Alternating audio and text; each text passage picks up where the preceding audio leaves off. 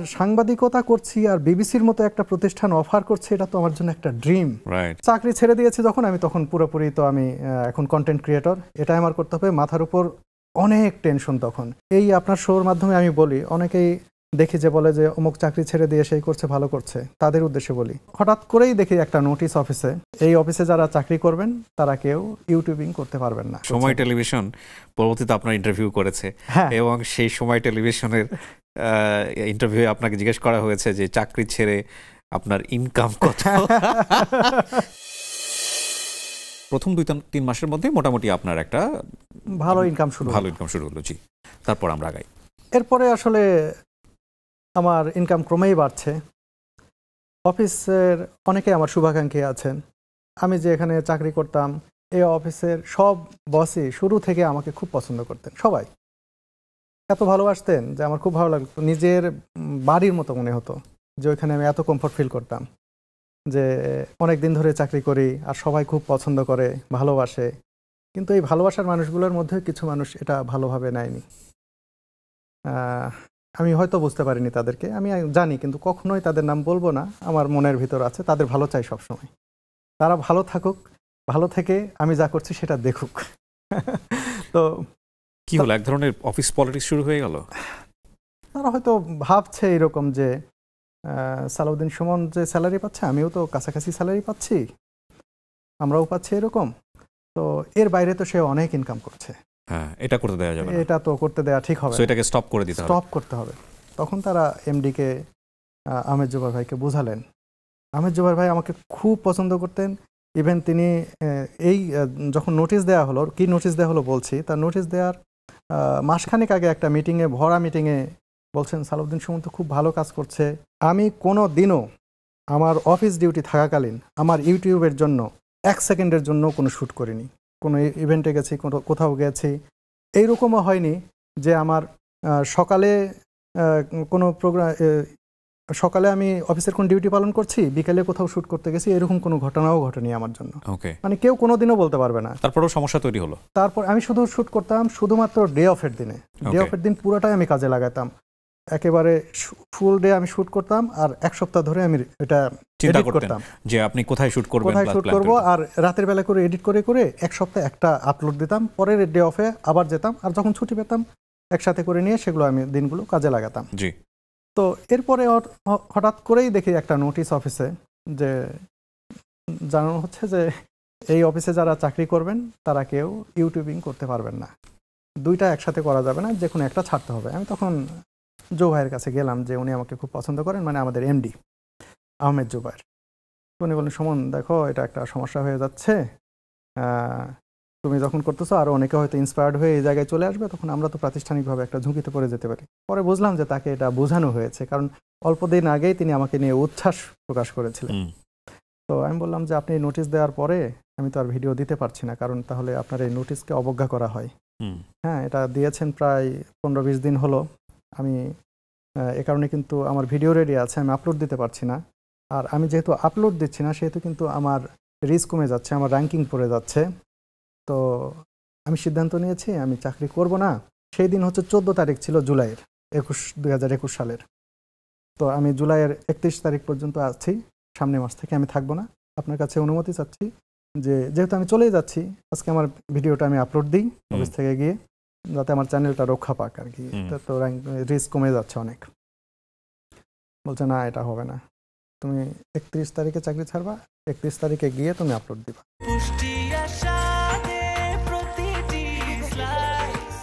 Breakfast, tiffin কিংবা snack টাইমে মজাদার আয়োজন মানে অল টাইম ব্রেড।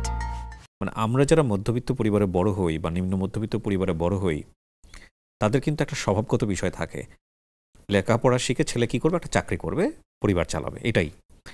এর বাইরে নতুন একটা ডাইমেনশন আপনার যত আয় হোক না কেন, কিন্তু মনস্তাত্ত্বিক এক ধরনের স্লেভারি বলি বা দাসত্ব বলি আমাদের কিন্তু ওই জায়গাটাতে। সো ওটা আপনি ছেড়ে দিচ্ছেন বা ছেড়ে দিতে হবে, ভয় লাগতেছিল না? এটা একটা অন্যরকম একটা সময়ের মধ্যে দিয়ে গেছি আমি সাহসী ছিলাম, কিন্তু আমার ফ্যামিলি আমাকে দুর্বল করে দিচ্ছিল। আমার বাবা একজন স্কুল শিক্ষক, তিনি পছন্দ করতেন তার ছেলে একজন সাংবাদিক, এলাকায় তার ছেলে একটা কিছু করে, টিভিতে দেখা যায়, হ্যাঁ, তার একটা নিশ্চিত আয় আছে সেখান থেকে। উনি কোনোভাবেই চাননি যে আমি চাকরি ছাড়ি, কান্নাকাটি করেছেন পর্যন্ত আমাকে ফোন দিয়ে, বাবা তোমাকে রিকোয়েস্ট, আমি তোমার বাবা হিসেবে বলছি তুমি এই চাকরি ছেড়ো না।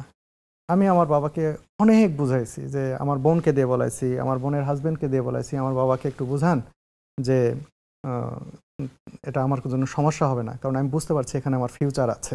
আপনি কনফিডেন্টটা হলেন কিভাবে? লাইক আমি যদি একটু কম্পারেটিভ বলি, আপনার এক্সাক্ট ফিগারটা বলার দরকার নাই, আপনি স্যালারি পাচ্ছেন 70, তখন আপনার ইউটিউবে কত গুণ বেশি এই 70-এর চাইতে? তখন আমি 3 লাখ 4 লাখ পর্যন্ত ইনকাম 3 লাখ 4 লাখ আপনি ইনিশিয়ালি, এটা 2021 সালের প্রথম দিককার গল্প। হ্যাঁ, ওকে, 3 লাখ 4 লাখ, কখনো 5 লাখও হয়ে যেত মান্থলি। সো আপনি কনফিডেন্ট পেয়ে গেছেন যে না, আমার দ্বারা কিছু সম্ভব। আমি জানি এবং আমি বুঝতে পারছিলাম যে এখানে আমি ভালো করতে পারবো। এই আপনার শোর মাধ্যমে আমি বলি, অনেকেই দেখি যে বলে যে অমুক চাকরি ছেড়ে দিয়ে সেই করছে, ভালো করছে, তাদের উদ্দেশ্যে বলি চাকরি তখনই ছাড়বেন যখন নিজের প্রতি আত্মবিশ্বাসটা থাকবে, তাছাড়া কিন্তু বিপদে পড়ে যেতে হবে। আমি কখন ছেড়েছি? আমি ছেড়েছি যখন দেখছি আমার এখান থেকে 3 লাখ 4 লাখ 5 লাখ টাকা আসতেছে। আপনার যদি যারা আসতে চাচ্ছেন, এই জায়গায় নতুন আসবেন, চাকরি ছাড়তে চাচ্ছেন, তার আগে জায়গাটা তৈরি করুন, রাইট, বা নিজের উপর সেই বিশ্বাসটা নিয়ে আসুন যে হ্যাঁ আমি হয়তো পারবো। আমার উপর বিশ্বাস ছিল নিজের, কিন্তু তারপরে তো ভয় ছিল, নাও তো হতে পারে, যে কোনো কিছুর তো একটা নেগেটিভ দিক থাকেই। আমি বলেছিলাম যে আমার বোন এবং বোনের হাজবেন্ডকে, যে আমার বাবাকে বোঝানোর জন্য, তারা কি বোঝাবে, তারা আবার আমার বাবাকে বলে আব্বা চাকরি কিন্তু ছাড়তে দেওয়া যাবে না। কেউই আসলে বিশ্বাস করে না বিষয়টা। হ্যাঁ, তো যাই হোক, আমি অনেক কষ্টে ম্যানেজ করেছি। করার পরে আমি সিদ্ধান্ত নিয়েই গেছি তার কাছে যে আমি চাকরি ছেড়ে দেব, কিন্তু আরো 15 দিন পরে, 16 দিন পরে, 31 তারিখে। তখন যখন তিনি রাজি হলেন না, বললেন যে না, তুমি চাকরি যখন একেবারে তোমার রিজাইন করবা তারপরে তুমি আপলোড দিতে পারবা, তার আগে দিতে পারবা না। ঠিক ওইখান তার রুম থেকে বের হয়ে এসেই আমি সাথে সাথে লিখছি একটা কম্পিউটারে বসে, সবাই দেখে বলছে শোন ভাই চাকরি ছেড়ে দিচ্ছে। আমার আশপাশে যারা ঘুরছে তারা আমাকে নিষেধ করতেছে, ভাই এটা করেন না, ভাই এটা করেন না। আমি তখন লিখছি, কম্পোজ করছি, 5 মিনিটের মধ্যে কম্পোজ করে নিয়ে যায় আমি HR-এ জমা দিয়ে আসছি যে আমি এই মুহূর্তে আমি রিজাইন করলাম এবং এখনই গিয়ে ভিডিও আপলোড দেবো। আমি রিজাইন করার আধা ঘন্টার মধ্যে, আমার বাসা ছিল রামপুরা, আমি জাস্ট তখন তো আমি চলাচল করতাম এখানে, ওই যে ভাঙ্গাচুরা ইয়াগুলো চলতো, গাড়িগুলা 20 টাকা করে ভাড়া, গাদাগাদি করে, ওই গাড়িতে করে এসে নামছি, নামে বাসায় ঢুকছি, ঢুকে ভিডিও আপলোড দিচ্ছি। ওই দিন চাকরি ছেড়ে দিয়েছি যখন আমি, তখন পুরোপুরি তো আমি এখন কন্টেন্ট ক্রিয়েটর, এটাই আমার করতে হবে। মাথার উপর অনেক টেনশন তখন, যেখানে আমার সফল হতেই হবে। আমার বাবার মুখ সবসময় ভাসছিল যে এত করে নিষেধ করলাম তুমি শুনলে না। তো এর মধ্যে হঠাৎ ফ্যামিলি কি জানতো এই সময় আপনার আর্নিংটা জানতো? আর্নিং জানার পরেও সাহস পাচ্ছিলেন না, কোনোভাবেই না। তারা মনে করেন যে আমি যখন 10 লাখ টাকা ইনকাম করছি, তখনই আমার বাবা একজনকে বলছেন যে আমার ছেলেটা তো বেকার, জানেনি। আমি তখন আমার বাবাকে বললাম, বাবা আমি তো 10 লাখ টাকা ইনকাম করি, তারপরে বেকার মনে হচ্ছে। তারা হচ্ছে এমন একটা বলতে ওইটাই বোঝে, 4টা-5টা পেশা ঘুরে ফিরে এগুলাই বোঝে। এরকম সাংবাদিকতা করছি আর বিবিসির মতো একটা প্রতিষ্ঠান অফার করছে, এটা তো আমার জন্য একটা ড্রিম, রাইট। আমি ভাবলাম যে দেখি তাহলে এখানে কিছুদিন কাজ করি, অনেকদিন কাজ করবো এই চিন্তা করে আমি কেউ করিনি, যে অন্তত এরকম একটা যে জায়গায় আমি কাজ করেছি, এই পরিচয়টা দিতে পারাও তো একটা, আমি মনে করি যে গর্বের ব্যাপার যে আমি বিবিসিতে কাজ করেছি। সেই জায়গায় কাজ শুরু করলাম, এনভায়রনমেন্ট খুবই ভালো, সবাই খুবই আন্তরিক, আমাকে কাজের জন্য যথেষ্ট তারা সুযোগ দেন। এইরকম কর্মপরিবেশ আমি আর কোথাও পাইনি। আমি অনেক দিন সাংবাদিকতা করেছি, সময় টিভিতে 11 বছর, তার আগে দেশ টিভিতে 2.5-3 বছর, তার আগে পত্রিকায়, কিন্তু আমি কোনো জায়গায় বিবিসিতে যে কাজের পরিবেশ সত্যি অসাধারণ।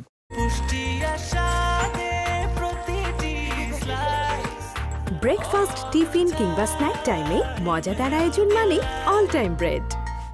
বিবিসির রিপোর্টগুলো করার কারণে আমার যে ভিডিওগুলো, ট্রাভেল ভিডিও, সেগুলোতে আমার অনেক কষ্ট বেশি হয়ে যাচ্ছিল, একসাথে 2টা করা। আমি তো কখনোই কোথাও ফাঁকি দেব না, কারণ আমি যেটা করব সেটা 100%, যখন করব না শেষ, কিন্তু যখন যেটা আমি করব সেটা যেন আমি 100% নিজেকে দিয়ে সেটা করতে পারি। তো সেই সময়ে সে কারণেই আর কি সেই জায়গা থেকে পিছু হটে আসলাম। সময় টেলিভিশন পরবর্তীতে আপনার ইন্টারভিউ করেছে, এবং সেই সময় টেলিভিশনের ইন্টারভিউ আপনাকে জিজ্ঞেস করা হয়েছে যে চাকরি ছেড়ে আপনার ইনকাম কত। অনেকেই বলেছেন যে ভাই আপনি সময় টিভিতে কেন গেলেন?